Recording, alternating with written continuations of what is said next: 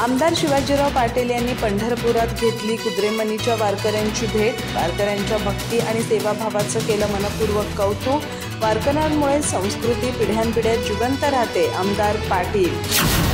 पंढरीचा गजर, टाळ मृदुंगांचा नाद, विठ्ठलनामाचा जयघोष आणि भक्तिभावाने भरलेल्या वारकऱ्यांची दिंडी याच पावन आषाढी वारीच्या निमित्ताने बेळगाव तालुक्यातील कुद्रेमणी येथील विठ्ठल भक्त वारकऱ्यांना चंदगड विधानसभा मतदारसंघाचे लोकप्रिय आमदार शिवाजीराव पाटील यांनी पंढरपुरात सदिच्छा भेट देऊन त्यांच्या भक्तिभावाचे मनपूर्वक कौतुक केले। यावेळी बोलताना आमदार पाटील म्हणाले, वारकरी ही महाराष्ट्राच्या संस्कृतीचा आत्मा आहेत।